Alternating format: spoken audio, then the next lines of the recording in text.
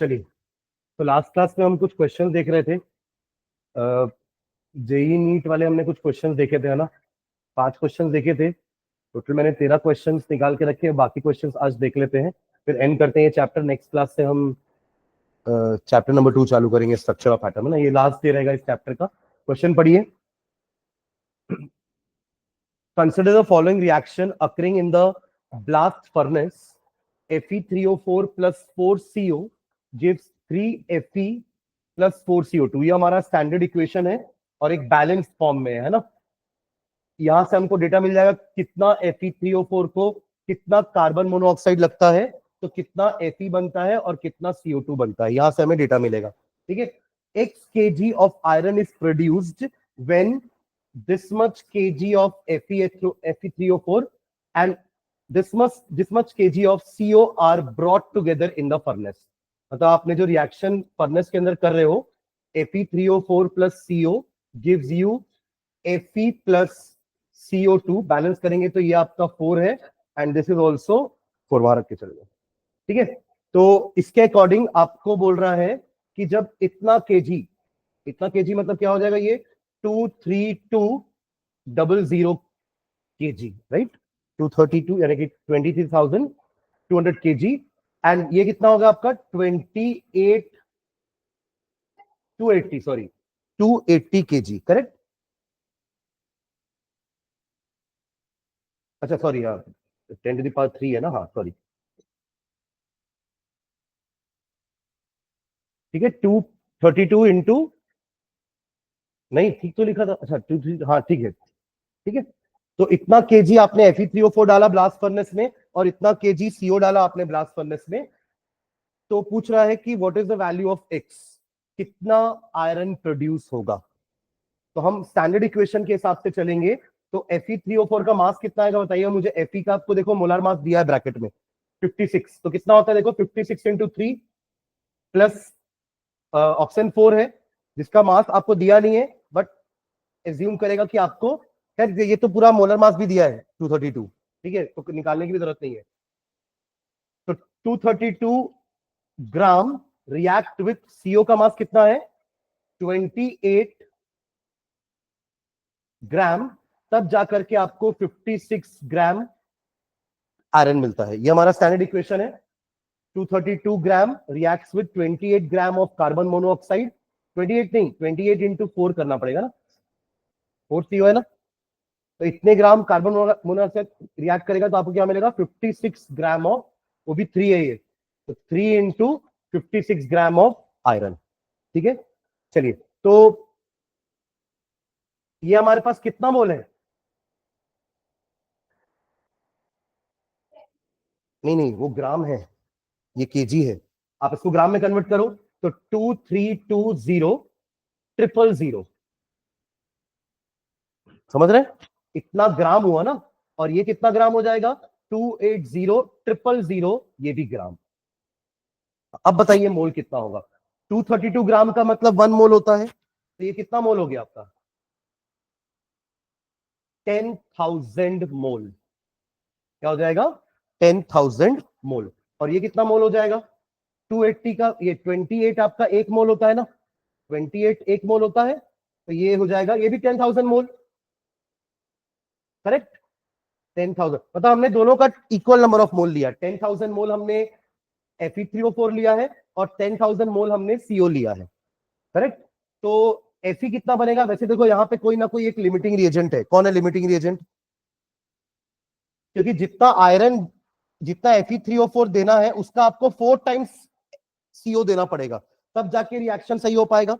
मतलब अगर ये मैंने आपको 10,000 मोल दिया है तो मुझे ये आपको 40,000 मोल देना चाहिए था, बट मैंने आपको कार्बन मोनोऑक्साइड कम दिया है। ये वो साइकिल फैक्ट्री वाला एग्जांपल याद करेंगे, है ना।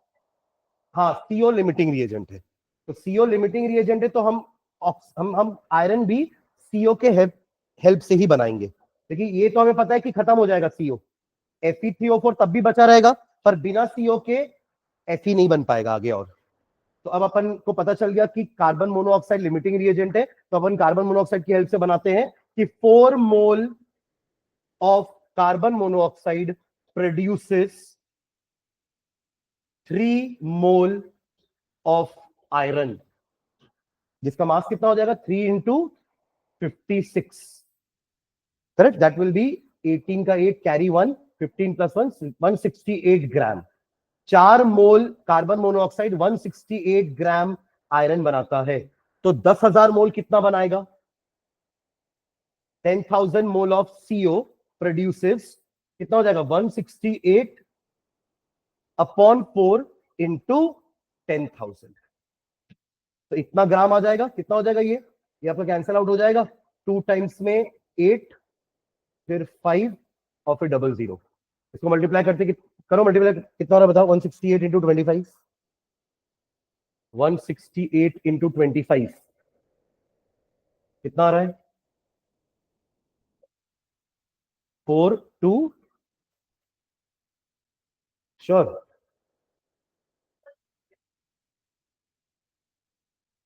अच्छा ठीक है, वो भी चलेगा। तो 42,000 ना, 42,000 ग्राम ऑफ आयरन, जिसको किलो में कन्वर्ट करेंगे तो कितना हो जाएगा? 42 kg। Answer will be 42 kg। फिर से एक बार देखना, अगर नहीं समझ में आया हो तो। हमारा जो इक्वेशन है ना, वही बेसिक होता है। हम शुरुआत वहीं से करते हैं, वहीं से पता चलता है कि कितना ग्राम, कितने ग्राम क्या रिएक्ट करके कितना ग्राम बनाता है। ठीक है, तो अपने शुरुआत की थी, आपको मैंने मास दिया था इतना इतना, उसको मैंने मोल में कन्वर्ट कर दिया। 10,000 मोल आपके पास Fe3O4 भी दिया था, और 10,000 मोल आपको मैंने CO भी दिया था। बट अकॉर्डिंग टू रिएक्शन, हर एक मोल को 4 मोल चाहिए। Every 1 mole of Fe3O4 requires 4 mole of CO। तो उसके अकॉर्डिंग 10,000 मोल को तो 40,000 मोल लगेगा कंप्लीटली रिएक्ट करने के लिए। इसका मतलब CO आपका लिमिटिंग रिएजेंट है। CO मैंने आपको कम क्वांटिटी में दिया है। तो अब जो कम होता है उसके हिसाब से प्रोडक्ट बनता है। लेकिन ज्यादा वाले के हिसाब से प्रोडक्ट बनाओगे तो कम वाला तो खत्म हो जाएगा ना। उस फैक्ट्री में हमने यही समझा था कि अगर बहुत सारे हैंडल्स, पेडल और सीट बन भी गई हैं, पर टायर कम है, तो बिना टायर के साइकिल तो नहीं बना पाओगे। तो जितने टायर उसके हिसाब से साइकिल बना रहे थे। अगर 200 टायर बने उस दिन में, तो 100 साइकिल ही रेडी हो पाएगी। भले 200 हैंडल बने होंगे, 200 सीट्स बन गई होंगी, 200 पेडल सेट बन गए होंगे, पर क्या टायर 400 बने? नहीं बन पाए। तो 200 टायर तो 100 साइकिल ही बना पाएंगे। तो इसलिए अपन ने टायर के हिसाब से बताया कि 100 साइकिल ही बनेगी। In the same way carbon monoxide is the limiting reagent here, जिसका हमारे पास 10,000 मोल ही है। तो 4 मोल कितना ग्राम बनाता है? 168। तो 1 मोल बनाएगा 168 अपॉन 4 ग्राम। तो 10,000 मोल बनाएगा, या मैं एक जीरो ज्यादा लिख दिया हूं क्या? 10,000 मोल बनाएगा 168 अपॉन 4 इंटू 10,000। ठीक है, सॉल्व करने पर 42,000 आएगा, पर क्योंकि क्वेश्चन में हमें केजी में दिया है आंसर, एक्स का वैल्यू, तो 42 हो जाएगा। तो इसका आंसर क्या हो जाएगा? 42 kg। ठीक है, नोट कर रहे हो?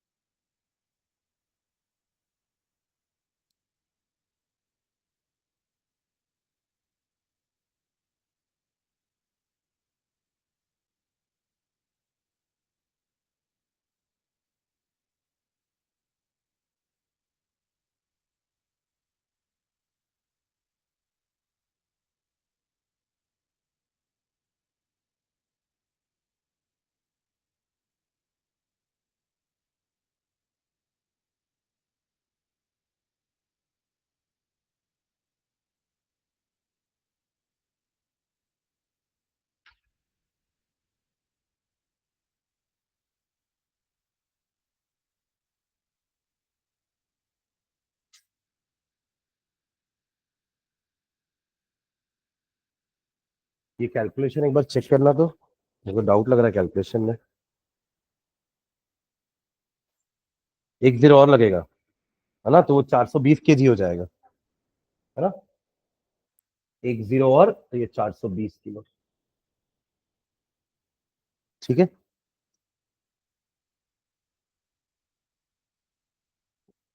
चलिए आगे बढ़े नेक्स्ट। चलिए इसको पढ़िए। ये अगेन हमारा एम्पेरिकल फॉर्मूला क्वेश्चन है। The elemental composition of a compound is, एक कंपाउंड है जिसमें इतना परसेंट कार्बन है, इतना परसेंट हाइड्रोजन और इतना percent oxygen. If the molar mass of the compound is 132 ग्राम पर मोल, द मॉलिक्यूलर फॉर्मूला इज। तो पहले आप एम्पेरिकल फॉर्मूला निकालेंगे। क्या हो जाएगा एम्पेरिकल फॉर्मूला? कौन कौन से एलिमेंट है हमारे पास? कार्बन, फिर ऑक्सीजन एंड हाइड्रोजन। कितना कितना परसेंट? देखो 100 हो रहा है ना, क्योंकि कल की क्लास में नहीं हुआ था ना। हो जाएगा ये 100 है ना, 36 एंड 9, हाँ 45, हाँ वो हो रहा है 100 इस बार। ठीक है, तो कार्बन कितना है? 54.2 ग्राम, 100 ग्राम कंसिडर कर लेंगे, है ना। तो 54.2% मतलब 54.2 ग्राम, 9.2% मतलब 9.2 ग्राम एंड 36% मतलब 36.6 ग्राम। तो 54.2, 36.6 ग्राम एंड 9.2 ग्राम। ये हो गया हमारा फर्स्ट स्टेप, है ना। What is the next step? Molar mass से डिवाइड करके नंबर ऑफ मोल्स निकालेंगे। तो कार्बन का मोलर मास 12 होता है, तो नंबर ऑफ मोल्स कितना हो जाएगा? 54.2 अपॉन 12। ऑक्सीजन का तो 16 होता है, तो 36/0.6 अपॉन 16 एंड 9.2 अपॉन 1। कितना कितना हो जाएगा देखिए ये 12, 54.2, 54.2 डिवाइडेड बाई 12, तो 12 4 जा 48, रिमाइंडर बचेगा 6, 62, तो 5 टाइम्स में 60, 4.5 ले लेते हैं, ठीक है। 4.5 चाहो तो एक डिजिट और ले सकते हो, एक जीरो और लेकर के आ जाओ, तो 4.51 होगा, ठीक है। 4.51 करेक्ट। चलिए ऐसे ही दूसरा निकालिए। 36.6 डिवाइड बाय 16, क्या बोले? हाँ वो तो करना ही नहीं है। ये 2 टाइम्स में 32, रिमाइंडर बचा 4, 46, 2 पॉइंट, अगेन 2 आया क्योंकि 16 3 था तो 48 होता है ना, तो 2.2, 13 सॉरी 32 है ना, रिमाइंडर विल बी 14, एक और कर लेते हैं, कितना में जाएगा? 16 9 सा 144 होता है, तो 8 बार में जाएगा, तो 2.28, 2.28 और ये आपका 9.2। What is the next step? 2.8, 2.28 से डिवाइड करेंगे ना, तो इसको इसी से डिवाइड करोगे तो 1 आ जाएगा। अच्छा इस कॉलम का नाम क्या है? Number of moles. इस कॉलम का नाम क्या है? सिंपल मोलार रेशियो ना, सिंपल मोलार रेशियो। चलिए तो ये 1 हो गया। ऊपर क्या क्या होगा? अप्रोक्सीमेटली 2 आएगा, है ना। यहां तो अपन अप्रोक्सीमेशन करते हैं, और ये कितना हो जाएगा? लगभग 4 टाइम्स। 4.5 आ रहा है क्या? देखो एक बार करके, 9.2 डिवाइड बाय 2.28, 9.2 डिवाइडेड बाय 2.28, 4.034, है ना। तो ये आपका सब होल नंबर में भी है, तो यही हमारा स्टेप खत्म। होल नंबर नहीं होते तो अपन आगे बढ़ते एक स्टेप और, ठीक है। तो क्या हो गया हमारा एम्पिरिकल फॉर्मूला? C2H4O, C2H4O। तो ये तो एम्पिरिकल फॉर्मूला निकला है, तो इसका मास निकाल ले। एम्पिरिकल फॉर्मूला मास कितना आ जाएगा जल्दी बताइए ऐड करके? 2 कार्बन है तो 24, 4 हाइड्रोजन है तो 4, और ऑक्सीजन 1 है तो 16, दैट विल बी 44 ग्राम। तो चलिए एन निकालते हैं, निकाले n. What is n? Molecular formula mass upon empirical formula mass, that is, ये दिया आपको 132, 132 अपॉन 44, कितना आएगा ये? 3। तो बस अब 3 को मल्टीप्लाई कर दो इन सबसे, क्या होता है molecular formula? Molecular formula is equals to n into empirical formula. देखो यही सारे फॉर्मूले तो अपन यूज किए हैं एम्पेरिकल फॉर्मूला वाले में। एन का फॉर्मूला निकालते थे और एन को मल्टीप्लाई कर देंगे ईएफ से, तो हमारा मॉलिक्यूलर फॉर्मूला आ जाएगा। तो क्या आएगा मॉलिक्यूलर फॉर्मूला फाइनली? C6H, हाँ 4 3 12 एंड O3, C6H12O3। कौन सा होगा ऑप्शन? ऑप्शन 4, ठीक है। बस थोड़ा कैलकुलेशन हमें फास्टर करनी पड़ेगी, अपन एम्पेरिकल फॉर्मूला के बहुत सारे क्वेश्चन बनाए हैं, तो अब थोड़ा कैलकुलेशन फास्टर हो सकती है हमारी, ठीक है।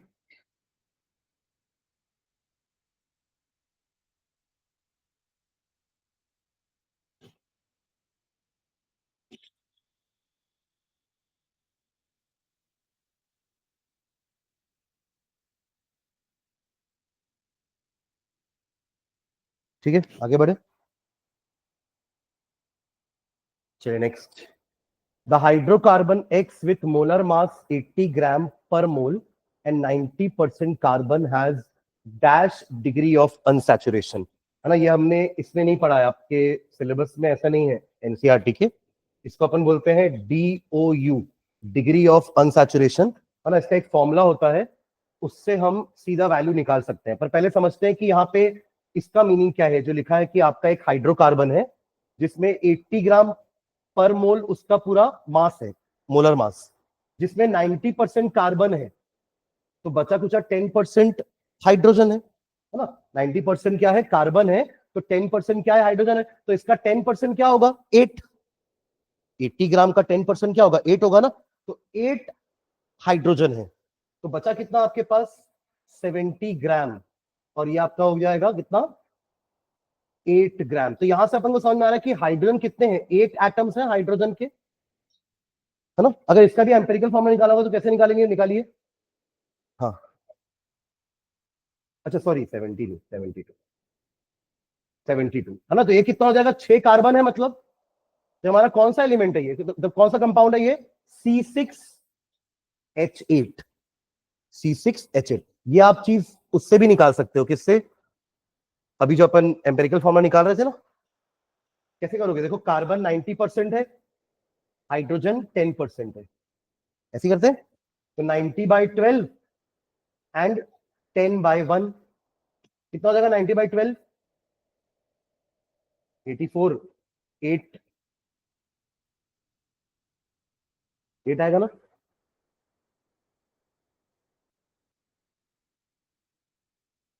और ये 10, और ये 8 पॉइंट समथिंग कितना आएगा, 8.5,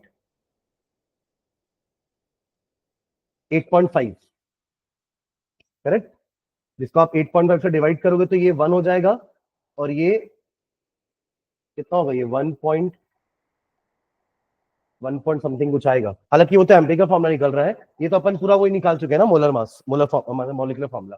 तो इसमें कार्बन कितने हैं आपके, टोटल 6 है, और हाइड्रोजन आपके पास 8 है, ठीक है। एक फॉर्मूला लिखना, DOU का फॉर्मूला लिखेंगे। ये समझ गया ना क्या किया मैंने यहाँ पर, आपको ये करने की जरूरत नहीं, आप सीधा 80 ग्राम मोल मोलर मास है, और उसमें से 90% कार्बन है, तो बचा कुछ 10% हाइड्रोजन है, इसका 10% निकाले तो 8 आया। तो 8 ग्राम मतलब 8 एटम है, क्योंकि हर एक एटम का मास 1 है। और बचा कितना, 72, तो 12 6 72, ठीक है। तो 6 कार्बन के एटम है और 8 आपके इसके एटम्स है, ठीक है। फॉर्मूला लिखिएगा, DOU is equals to 2C plus 2 plus N minus H minus X upon 2। 2C plus 2 plus N minus H minus X is equals upon 2, ठीक है। जहां पे लिखो नीचे, where C is number of carbon atoms, where C is number of carbon atoms, N is number of nitrogen, जो कि अभी नहीं है हमारे क्वेश्चन में। N is number of hydrogen atoms, sorry nitrogen atoms, और H हो जाएगा नंबर ऑफ हाइड्रोजन एटम्स, और X क्या होता है, व्हाट इज X, नहीं नहीं नहीं नहीं, halogen, halogen, X is halogen. Halogen कौन कौन से होते हैं आपके, फ्लोरीन, क्लोरीन, ब्रोमीन, आयोडीन,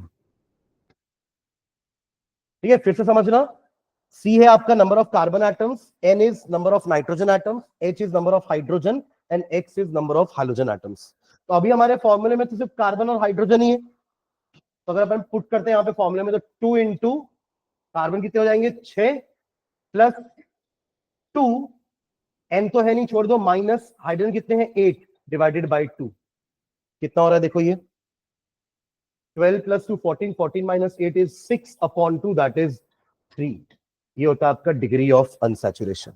तो सीधा फॉर्मूला बस याद रखेंगे, अगर इस टाइप का क्वेश्चन आपका आता है जेई नीट के हिसाब से, तो सीधा ये फॉर्मूला पुटअप कर देंगे और डिग्री ऑफ अनसैचुरेशन निकालेंगे। अनसैचुरेशन का मीनिंग क्या होता है, कि आपके कार्बन में कितनी डबल बॉन्ड, ट्रिपल बॉन्ड, उसको अपन अनसैचुरेशन बोलते हैं ना।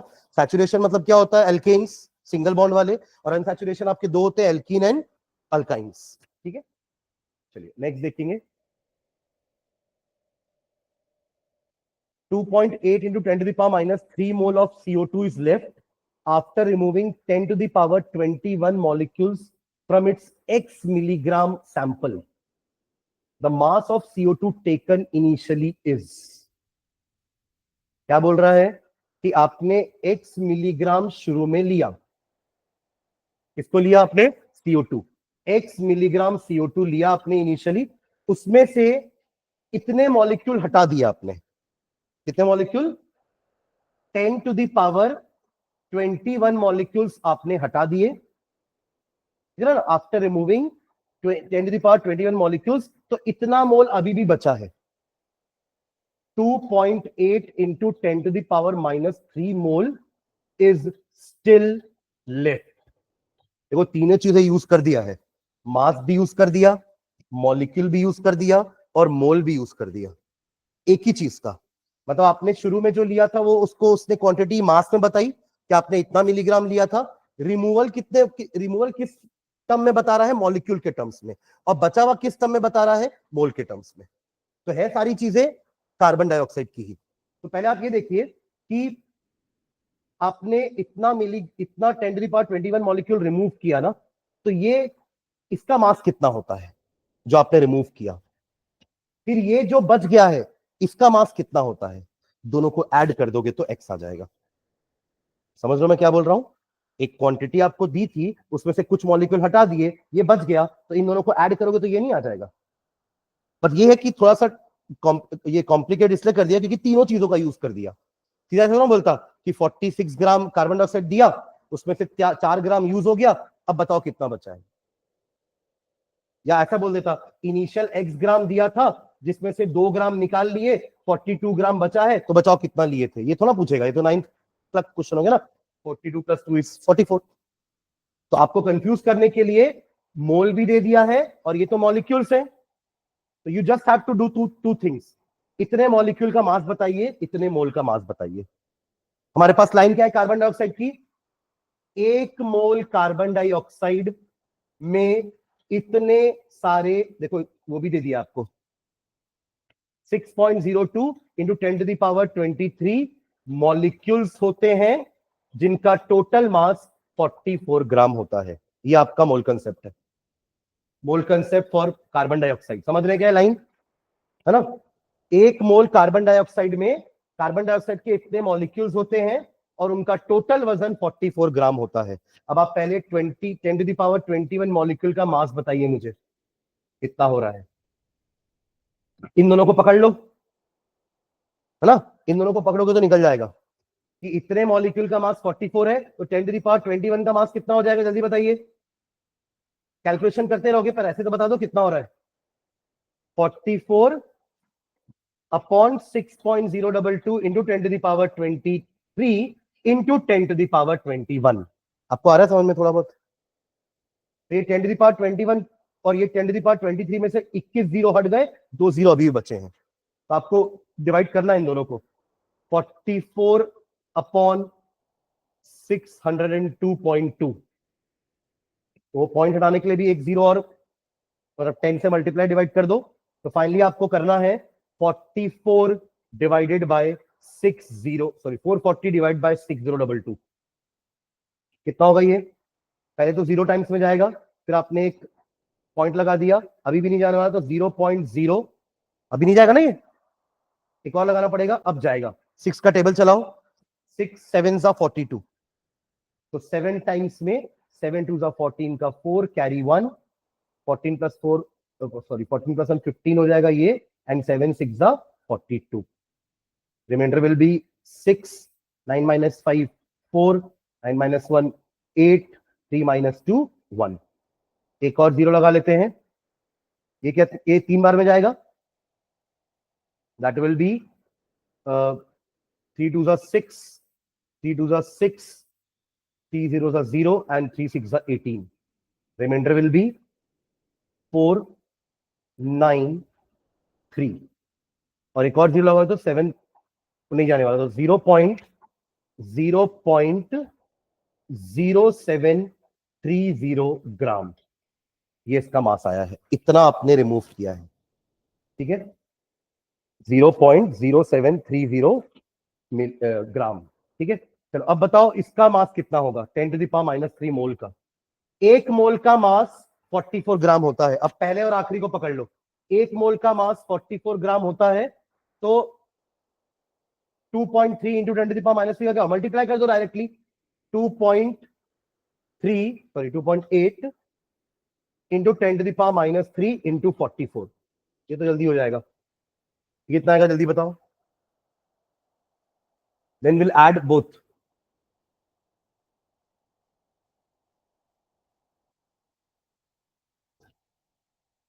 इसको मिलीग्राम में लिखूंगा तो कितना लिखूंगा, 73 मिलीग्राम लिख दूं, है ना, ये तो ग्राम में है ना, इसको मैं लिख देता हूं 73 मिलीग्राम। देखिए हमको फाइनल आंसर मिलीग्राम में चाहिए। हाँ, इसको मल्टीप्लाई किया क्या, 28 इंटू 44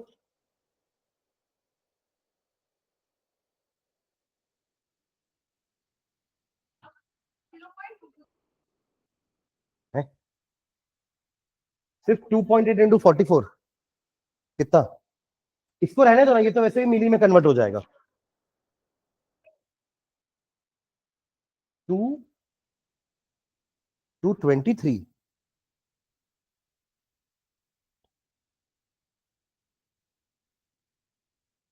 अच्छे चेक करो तो भव्या, फिर से मल्टीप्लीकेशन नहीं कर पा रहे हैं अपन। 44 इंटू 28, 32 का 2 कैरी 3, 35 एंड 88, 2 13 का 3 कैरी 1, 11 प्लस 123.2, तो 123.2, ये 10⁻³ को मिली कर दूं, मिलीग्राम, बस दोनों को ऐड कर दो, कितना आएगा आंसर, 123 प्लस 73 195 है, और वो भी है 0.2, तो उसके करीब आ रहा है 196.2 के, है ना, समझ गए क्वेश्चन। इसको और इसको ऐड ऐड कर देंगे तो दैट विल बी 196.2 मिलीग्राम, ठीक है। क्वेश्चन क्वेश्चन समझ में आया, ठीक है। ये मैं जो समझा रहा था ये समझ गए ना, सारी चीजें मास में दी होती तो निकालना बहुत आसान होता, कि आपको एक गिवन मास दिया हुआ है, उसमें से इतना मास निकाल लिए, इतना मास बचा, तो बताओ कितना लिए थे, फिर तो ऐड कर देते। यहाँ पे आपको मेहनत करवाई उसने, क्या मेहनत करवाई, 10⁻21 मॉलिक्यूल का मास निकलवाया आपसे, और इतने मोल का भी मास निकलवाया आपसे, और फिर दोनों को ऐड कर दी, that will be the initial amount जो आपने शुरुआत की थी इससे, ठीक है। चलिए नेक्स्ट देखो,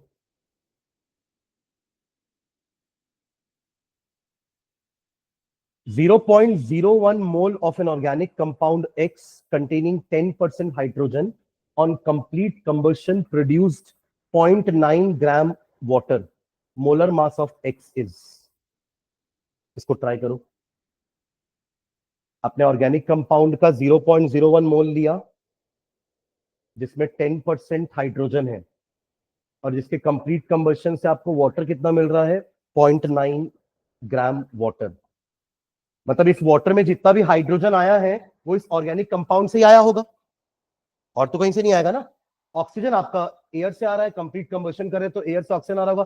कभी भी देखो, कोई भी हाइड्रोकार्बन को अगर आप बर्न करते हो, हाइड्रोकार्बन को जब आप कंबशन करते हो, तो जितना भी कार्बन है उसके अंदर, वो सारा कन्वर्ट हो जाता है कार्बन डाइऑक्साइड में, और जितना भी हाइड्रोजन है वो सब कन्वर्ट हो जाता है वाटर में। तो वाटर में जितना भी हाइड्रोजन आया है वो कहां से आया है, इसी से आया है, और कार्बन डाइऑक्साइड में जितना भी कार्बन होगा वो हाइड्रोकार्बन से ही होगा। तो अपन को यही तो निकालना है कि ये जो वाटर बना है, 0.9 ग्राम पानी बना है ना, तो इसमें से हाइड्रोजन कितना ग्राम है, निकाल सकते हैं। जब आपको पता है 18 ग्राम पानी में 2 ग्राम हाइड्रोजन होता है, यस और नो, H2 होता है ना, वाटर का मॉलिक्यूलर फॉर्मूला क्या है, H2O है, तो इसमें 2 ग्राम हाइड्रोजन का मास होता है और 16 ग्राम ऑक्सीजन का मास होता है, मिलकर 18 हुआ ना। कहने का मतलब हर 18 ग्राम पानी में 18 gram water contains 2 gram hydrogen, yes और नो, तो 0.9 का निकल जाएगा। 1 ग्राम में 2/18, 0.9 में 2/18 इंटू 0.9, जल्दी निकालो कितना आ रहा है हाइड्रोजन बताओ।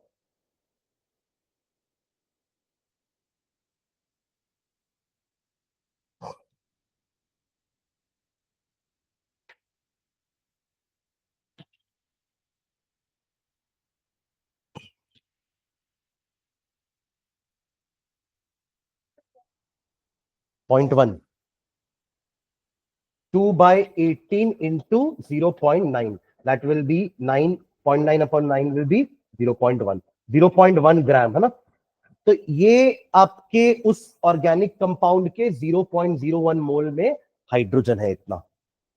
Just imagine 0.01 mole of your organic compound contains 0.1 gram hydrogen. Yes और नो, यही बोलना चाह रहे हो आप लोग, है ना। मोलार मास मतलब क्या होता है, एक मोल का मास। तो एक मोल में कितना हाइड्रोजन होगा, जब 0.01 मोल में 0.1 ग्राम हाइड्रोजन है तो एक मोल में कितना होगा हाइड्रोजन।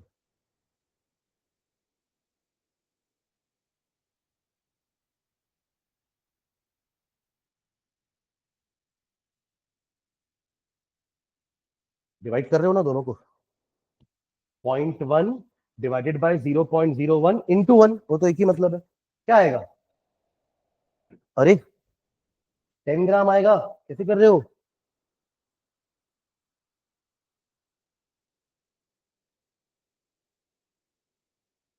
अब सोचो एक मोल में 10 ग्राम ये है और यहां लिखा हुआ है कि 10% होता है हाइड्रोजन, है ना। तो अब ये 10% किसका होगा, 100 का होगा। 10% 10 किसका होता है, 100 का होता है। 100 का 10% 10 होता है ना, मतलब पूरा मोलर मास कितना होगा, 100। तभी तो उसका 10% 10 आया ना, बाकी 90% कार्बन है। ठीक है, तो आंसर क्या हो जाएगा आपका, मोलर मास कितना हो जाएगा, molar mass is equals to 100। Molar mass of x is 100। ठीक है,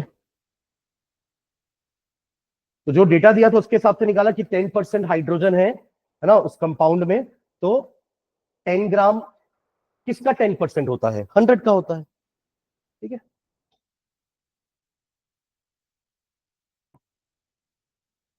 ये निकालिए, ये बनना चाहिए। When 81 gram of aluminium is allowed to react with 128 gram oxygen gas, the mass of aluminium oxide produced in gram is। पहले तो reaction लिखेंगे, Al plus O2 gives, formula पता है आपको एल्यूमिनियम ऑक्साइड का, Al2O3। Very good, Al2O3। Balance करिए इसको पहले।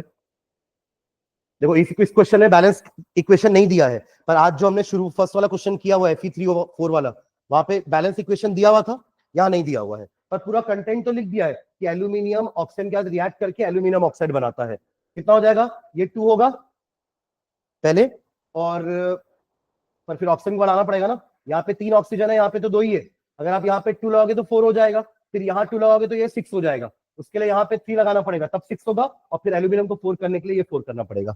तो फाइनली हमारा इक्वेशन क्या बना, 4Al plus 3O2 gives you 2Al2O3। Correct. Masses लिख लेते हैं, कितना कितना मास हो जाएगा बताओ।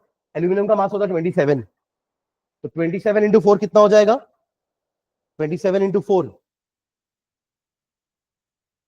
108 होगा, 108 ग्राम। ठीक है, और ऑप्शन कितने हैं, 6 है, 16 इंटू 6 96 ग्राम के साथ रिएक्ट करता है, तब जाके इतना एल्यूमिनियम। एल्यूमिनियम का आपको मास दिया है क्या, मोलर मास नहीं दिया, निकाल लेते हैं चलो। कितना हो जाएगा, Al2O3 इज, अच्छा वैसे ऐड करोगे तो वही आएगा ना, क्योंकि बैलेंस इक्वेशन तो है, पर तभी निकाल लेते हैं। Al2O कितना हो जाएगा, 54 प्लस ये हो जाएगा आपका 48, that will B 12 carry 1 102 into 2 is 204। ये हमारा बेसिक है, इसको कोई नहीं चेंज कर सकता। समझ रहे हैं क्या। अब क्वेश्चन में देखो कितना दिया हुआ है आपको। आपको दिया हुआ है क्वेश्चन में 81 ग्राम एल्यूमिनियम और ऑक्सीजन दिया हुआ है 128। Is there any limiting reagent, है ऑप्शन है पक्का। 81 और 128, 108 ग्राम को 96 ग्राम लगता है, तो 81 को कितना लगना चाहिए, 108 ग्राम एल्यूमिनियम को 96 ग्राम ऑक्सीजन लगता है, तो 81 ग्राम एल्यूमिनियम को कितना ऑक्सीजन लगेगा, 96 अपॉन 108 इंटू 81। कैंसिल करते हैं इसको, 3 से 27 टाइम्स में और ये 36 टाइम्स में। ये आपका फिर से 3 से 9 से जाएगा 3 टाइम्स में, 4 टाइम्स में, और ये जाएगा आपका 24 टाइम्स में। तो 72 ग्राम ऑक्सीजन से काम हो जाता है। कहाँ ऑक्सीजन लिमिटिंग है? ऑक्सीजन तो एक्सेस है, समझे क्या? अरे देखो ना, यहीं से समझ में आ रहा है कि एल्यूमिनियम ज्यादा हो लेना चाहिए, ऑक्सीजन कम लेना है। यहाँ एल्यूमिनियम 81 है तो ऑक्सीजन 81 से कम होना चाहिए ना? नहीं समझ में आ रहा है क्या? 108 ग्राम को 96 की रिक्वायरमेंट होती है, तो 81 लूंगा तो ये कम होना चाहिए ना 81 से। कितना होना चाहिए? 72। समझ गए क्या? तो यहाँ पे कौन है लिमिटिंग रिएजेंट? एल्यूमिनियम है लिमिटिंग रिएजेंट। ठीक है, ऑक्सीजन तो मैंने आपको बहुत ज्यादा दे दिया है, उसके हिसाब से मैंने एल्यूमिनियम कम दिया है आपको। तो aluminium is a limiting reagent. यहाँ पे क्या है? Aluminium is a limiting reagent. चलो निकालना क्या है अपन को? Al2O3। तो किसके अकॉर्डिंग निकालोगे? एल्यूमिनियम के अकॉर्डिंग, जो कम है। तो निकाल लीजिए कि 81 ग्राम produces, sorry, 108 gram produces how much?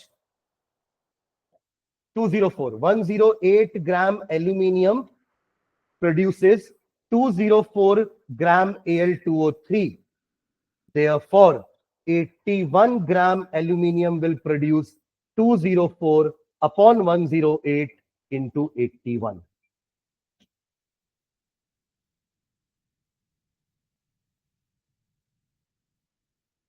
Three से अगर कैंसिल कर दो तो 27 and this is 36, again 3 times and 4 times, this is 51 times. कितना आएगा आंसर? 165 ग्राम आएगा। 165 ग्राम बनेगा एल्यूमिनियम ऑक्साइड। बाकी ऑक्सीजन विल रिमेन अनरिएक्टेड। कितना ऑक्सीजन बचेगा अनरिएक्टेड?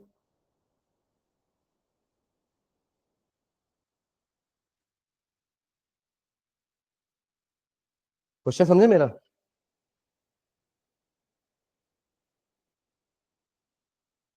अच्छा 51 इंटू 3 किया ना मैंने, एक सेकेंड। 153 हुआ, सॉरी, मैं 5 सोच रहा था एक्चुअली इसका। तो 150। ठीक है। हाँ, मैं क्या पूछ रहा था आपसे कि ऑक्सीजन कितना बचा है?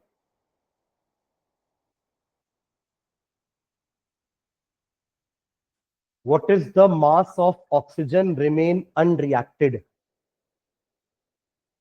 बताइए।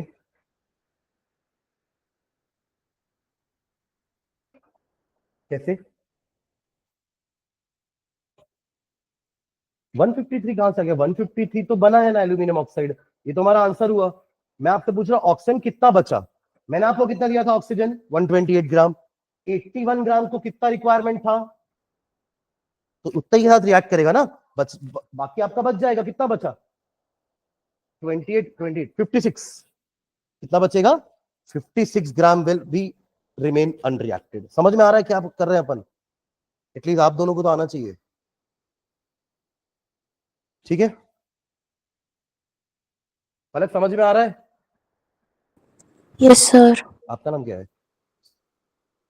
चलो नेक्स्ट। ये आपके एनसीईआरटी का क्वेश्चन है, मतलब ये भी एक बार आया हुआ है जेई नीट में। एनसीईआरटी का क्वेश्चन एज इट इज आपकी कॉपी में शायद होगा भी, अगर आप लोग वही कॉपी यूज कर रहे हो तो। क्या बोल रहा है देखो क्वेश्चन? डेंसिटी ऑफ 3m, मतलब मोलारिटी दी हुई है ये, NaCl इज 1.25 ग्राम पर ml। मोलालिटी आपको निकालनी है। क्वेश्चन में मोलारिटी दिया है और मोलारिटी निकालने बोला है। What does this mean? 3m NaCl का मीनिंग क्या है? 3m NaCl means 3 mole of NaCl in 1 liter of solution। ये होता है इसका मीनिंग। देखिए मोलारिटी क्या होती है? What is molarity? Number of moles of solute upon volume of solution in litres. ठीक है, और निकालना क्या है हमें? मोलारिटी। मोलारिटी का फॉर्मूला लिखिए, क्या होता है molarity? Small m. Molarity is represented by small m. Formula क्या होता है? Number of moles of solute upon mass of solvent in kg. Mass of solvent in kg. ठीक है, अब ये तो हमारे पास है नंबर ऑफ मोल्स 3। अपन को नीचे वाले के लिए मेहनत करनी है कि सॉल्वेंट का मास कैसे निकालेंगे? तो ध्यान देंगे, सॉल्यूट का मास प्लस सॉल्वेंट का मास ही तो होता है सॉल्यूशन का मास। क्या बोलते हो? Solute plus solvent is your solution. तो अगर सॉल्यूशन का मास निकाल लें हम, सॉल्यूट का मास निकाल लें, तो दोनों को माइनस करूंगा तो सॉल्वेंट का मास आ जाएगा। तो पहले अपन निकालते हैं सॉल्यूट का मास। मास ऑफ सॉल्यूट कितना है? मास ऑफ सॉल्यूट आपको मोल्स पता है तो मास निकाल लेंगे। NaCl 3 मोल है ना, तो मास बताइए जल्दी कितना होगा। मास ऑफ सॉल्यूट कैसे निकालोगे? क्या होता है हमारा फॉर्मूला नंबर ऑफ मोल्स का? मास इन ग्राम अपॉन मोलर मास। तो मोलर मास मल्टीप्लाई कर दो नंबर ऑफ मोल से, आ जाएगा मास इन ग्राम। जल्दी बताइए क्या आएगा मास इन ग्राम? क्या इंटू क्या कर रहे हो? हाँ कितना कितना, वही तो पूछ रहा हूं। यहां क्या दो नंबर लिख दूं?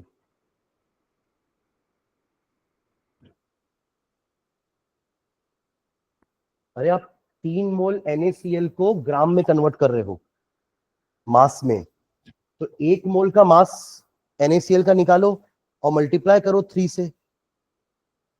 देखो 1 मोल NaCl का मास कितना होता है? 23 प्लस 35.5, दैट विल बी 50, 57 की 58, 58.5। ये 1 मोल का मास है, आपके पास तो 3 मोल है ना, तो 3 मल्टीप्लाई करो कितना हो जाएगा? 3 इंटू 58.5। कितना हो गया मास सॉल्यूट का? कितना 170 कुछ आएगा क्या? कितना आएगा? 175.5 ग्राम। ये आपका मास ऑफ सॉल्यूट हो गया। मास ऑफ सॉल्वेंट निकलेगा इस डेंसिटी से, solution sorry. Mass of solution क्या हो जाएगा? मास ऑफ सॉल्यूशन क्या होता है? डेंसिटी क्या होता है? What is density? Mass upon volume. तो मास निकालने के लिए डेंसिटी इंटू वॉल्यूम कर दूं, तो density into volume. What is density? 1.25। And what is the volume of solution? 1 litre, यानी कि 1000 ml। क्यों 1000 ml लिया मैंने? क्योंकि आपकी जो डेंसिटी थी वो ग्राम पर ml में थी, तो उसको भी 1000 ले लोगे, लीटर में मत लेना, है ना। कितना आएगा ये? 1250 ग्राम। ये आ गया सॉल्यूशन का मास, ये आ गया सॉल्यूट का मास, माइनस कर दो, you will get solvent mass. तो mass of solvent is equals to 1250 minus 175.5। कितना आ रहा है ये?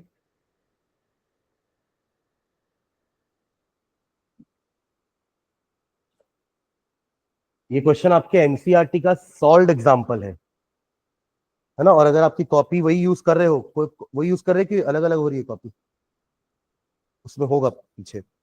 जल्दी आप निकालो, फिर एक बार पीछे खोजना मिल रहा है कि नहीं, मतलब अपन को अपनी कॉपी का कंटेंट मिल रहा है कि नहीं, ये भी बहुत बड़ा क्वेश्चन है। हाँ कितना आ रहा है वो माइनस करने पर?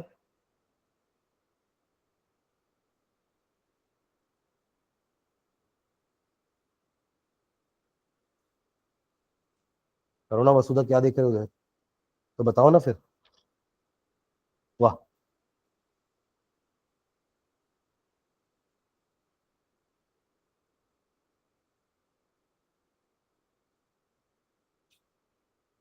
माइनस ही तो करना है।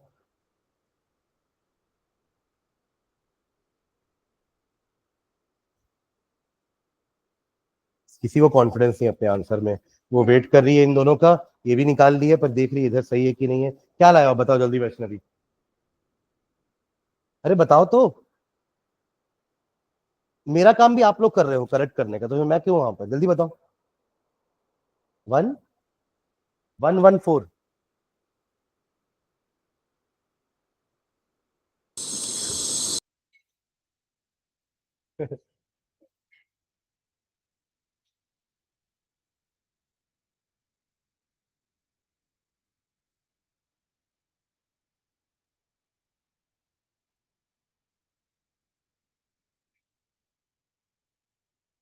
है ना।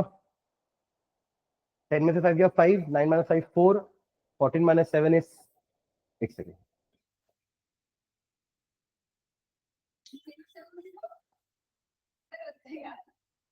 और ये 0। 1074.5 पर ये ग्राम है ना, 1074.5 क्या है ये, ग्राम है ये, यार है ना।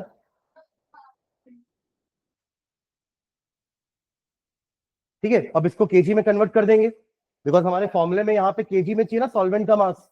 तो मोलारिटी कितनी हो जाएगी फाइनल, 3/1.075, जो कि आता है हमारा आंसर 2.79 मोल पर केजी।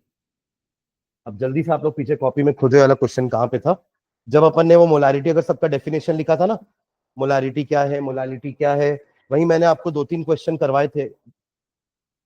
कुछ क्वेश्चन आपकी बुक से करवाए थे मैंने, कुछ क्वेश्चन एनसीईआरटी से करवाए थे।